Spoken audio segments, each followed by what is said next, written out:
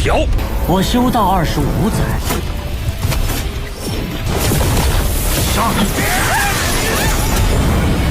这剑手子来！过来！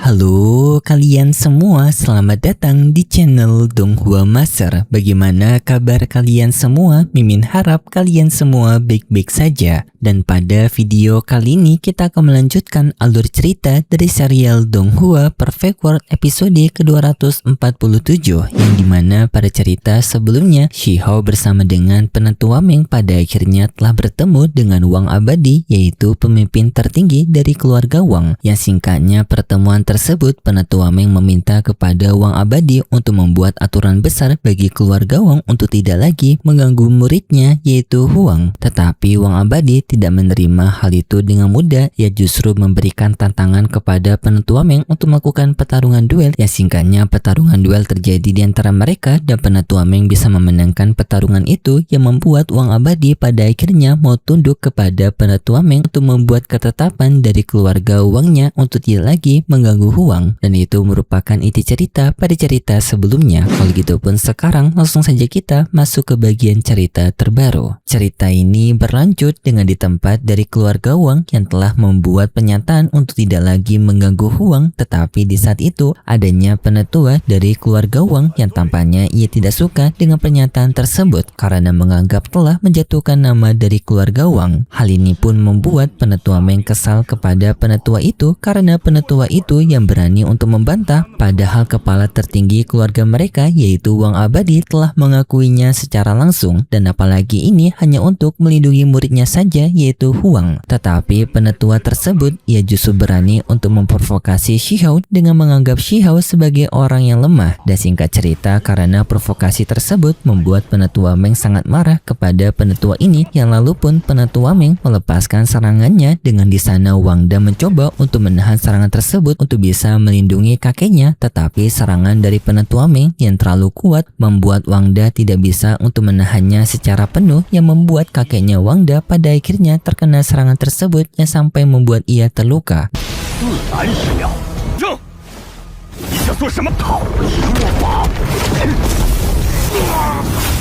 Dan setelahnya penetua Meng bersama dengan Shihao mereka pergi dari sana, dan di sana tampak Wangda begitu sangat marah kepada penetua Meng. Sedangkan di Akademi Tianzhen tampak wanita keluarga Wang yang sebut saja sebagai Wan yang merasa kesal karena pengakuan dari keluarga Wang yang telah mengakui Shihao. Apalagi mereka berdua dulunya memiliki hubungan dengan Shihao sebagai budak rekan kultivator. Tetapi di sana kakak ipar dari Wan menenangkan kepada Wan bahwasannya Jinzhan alias orang dari Akademi Suci akan bisa untuk membalaskan dendam kepada Shihao. Tetapi di sana adanya Yoshuan yang memanfaatkan situasi ini untuk memanasi Wan kembali, yang memang di sini mereka berdua memiliki permasalahan antara keluarga mereka masing-masing, yang keluarga mereka merupakan musuh bebuyutan. Dan tak lama kemudian Shihao bersama dengan penetua Meng mereka telah kembali di Akademi Tianzhen. Namun di saat itu tiba-tiba saja adanya sebuah kapal yang menerobos masuk ke Akademi Tianzhen, yang membuat mereka semua langsung waspada karena mereka kira ini merupakan penyusup. Tetapi dari kapal tersebut muncul seseorang yang langsung meminta bantuan kepada Akademi Tianzhen dengan mengakui kalau mereka berasal dari wilayah Dajitian. Pria itu mengatakan kalau wilayah perbatasan dari Dajitian telah dijebol masuk oleh para pihak dunia luar menggunakan sebuah tungku darah, yang akibat penyebolan itu banyak korban jiwa dari wilayah Dajitian, yang juga setiap korban jiwa itu energi esensi darah mereka diambil oleh sebuah tungku pemurnian darah, yaitu harta tingkatan tinggi dari dunia luar. Penetua Meng langsung mengambil tindakan untuk bisa mencegah para pasukan dunia luar dengan penetua Meng memanggil setiap anggota aliansi mereka menggunakan harta trompetnya.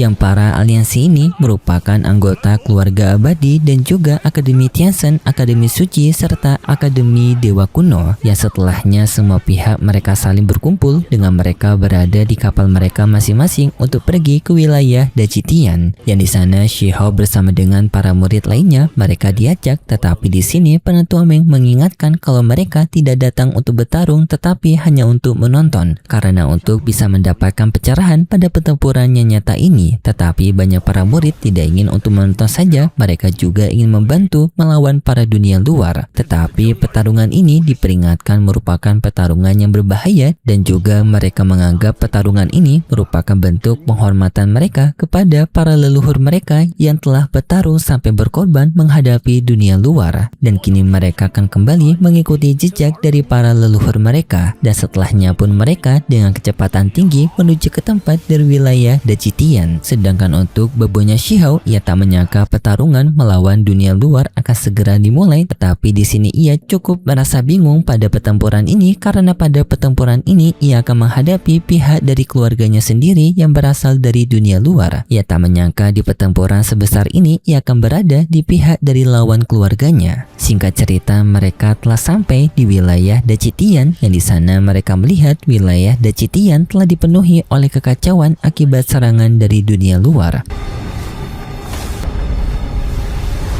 就曾名为离风散，马上就要出。 Dan di sana mereka menghadapi makhluk dunia luar yang disebut sebagai tangan abadi, yang ia mengancam kepada pihak dunia asal bahwasanya ia akan mengambil dunia mereka. Setelahnya pun anggota Akademi Kuno mereka memimpin penyerangan dengan mereka menembakkan meriam kapal mereka ke arah dari tangan abadi tersebut. Ya, serangan itu sayangnya tidak berpengaruh kepada tangan abadi, dan ia kembali memprovokasikan bahwasanya situasi ini mengingatkan dirinya pada peperangan era kuno dulunya, yang dimana para pihak dunia asal mereka juga terlalu percaya diri untuk menghadapi dunia luar, tetapi pada akhirnya hasil dari pertempuran kuno itu dimenangkan oleh dunia luar dengan dunia asal yang banyak berjatuhan korban jiwa, yang bahkan sampai membuat para anggota dunia asal mengemis untuk meminta belas kasih. Dan juga tangan abadi menganggap generasi sekarang dari dunia asal jauh lebih lemah daripada generasi dulu, yang menandakan pertempuran sekarang akan jauh lebih mudah. Tetapi dunia asal merespon balik dengan mengatakan bahwasanya tangan abadi sendiri masih belum bisa secara utuh memasuki dunia asal mereka, karena mereka yang masih ditolak oleh hukum dunia asal, yang berefek mereka tidak bisa untuk mengeluarkan potensi penuh kekuatan mereka, dan dunia asal menganggap dunia luar terlalu sombong untuk percaya diri untuk bisa merebut dunia asal. Tangan abadi sangat marah dengan perkataan tersebut yang keluar dari mulut Penentu Meng. Tangan abadi pun langsung melakukan penyerangan kepada Penentu Meng dengan menangkap Penentu Meng. Hal itu seketika membuat Xiao khawatir dengan Penentu Meng, tetapi Penentu Meng bisa keluar dari situasi tersebut dengan ia menggunakan harta dari tanduk naga, yang harta tersebut bisa melepaskan diri dari tangan abadi tersebut.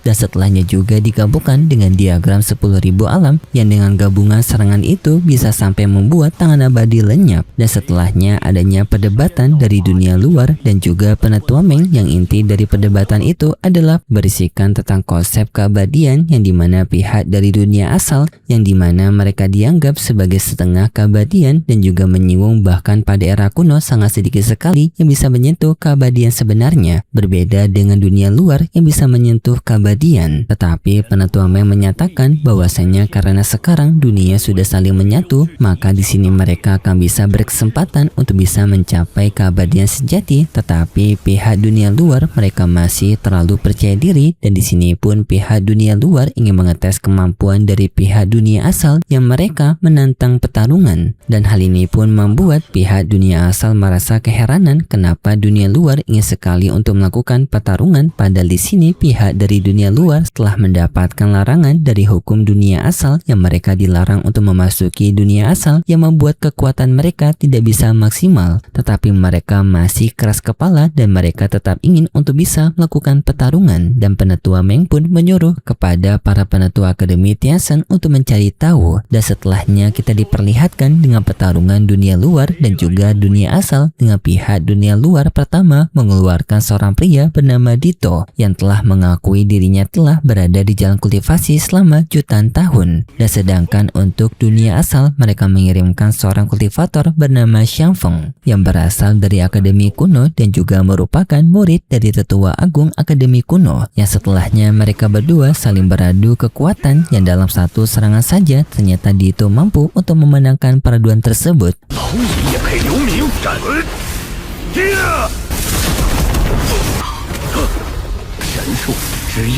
Yang sampai membuat Xiang Feng tumbang, dan di sana Dito mengakui bahwasannya serangan sebelumnya bukan merupakan serangan utamanya, tetapi tak disangka Xiang Feng tidak bisa untuk menahannya, yang membuat Dito merasa kecewa karena pertarungan bisa dengan mudah dimenangkan. Dan setelahnya pihak dunia luar kembali mengirimkan penantang yang bernama Lingkaran Darah dengan mengakui telah melakukan kultivasi 500.000 tahun, dan di sana semut kecil berniat ingin untuk mengambil kesempatan pertarungan ini. Tetapi semut kecil dianggap sebagai anak-anak oleh Lingkaran Darah karena usianya saja masih 18 tahun. Tetapi semut kecil tidak terima dengan hinaan itu. Ia mencoba untuk segera maju, tetapi penetua Meng menghentikan semut kecil karena semut kecil yang tidak layak untuk melakukan pertarungan ini. Dan setelahnya pihak Akademi Suci menerima tantangan pertarungan dari Lingkaran Darah dari seorang penetua yang disebut sebagai penetua Chu, tetapi tanpa ia berada di kondisi terluka, namun ia ingin untuk menghadapi pertempuran ini karena ingin mengetes kekuatan dunia luar.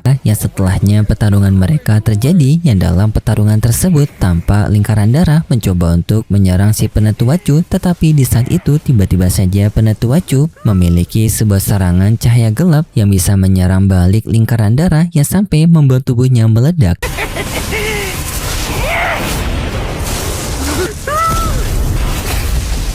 Tetapi yang sayangnya juga penetua Chu mendapatkan serangan balasan, dan setelahnya pun pihak dunia luar ingin mempercepat kompetisi pertarungan ini dengan mereka yang langsung mengirimkan 3 petarung, dan pihak dunia asal pun melakukan pertarungan balik dengan pihak dunia asal maju bersama dengan dewa berambut merah. Tetapi sayangnya dalam pertarungan itu pihak dunia asal dikalahkan dengan mudah oleh dunia luar.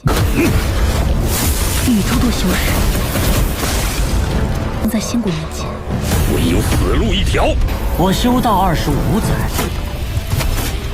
Dan singkatnya, karena pertarungan yang semakin memanas, Shihao bersama dengan para jenius muda lainnya, mereka pun juga ikut bergerak untuk menghadapi dunia luar. Dengan Shihao yang membuka serangannya duluan menggunakan teknik dari 6 reinkarnasi Dao.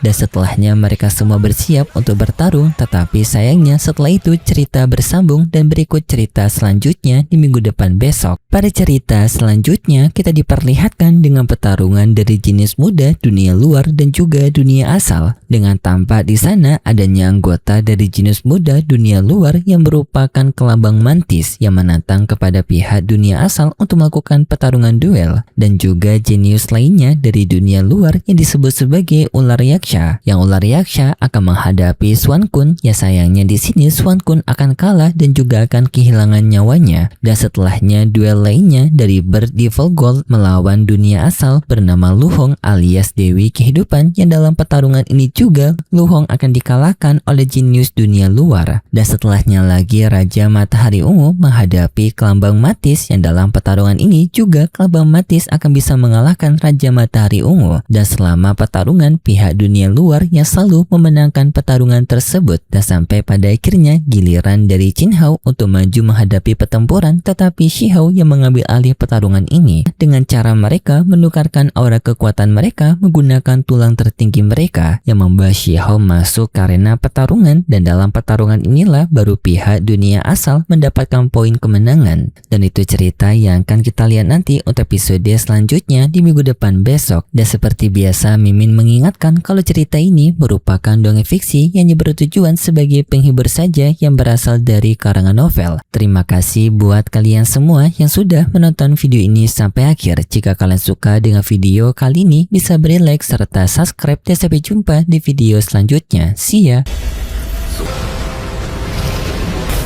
重置。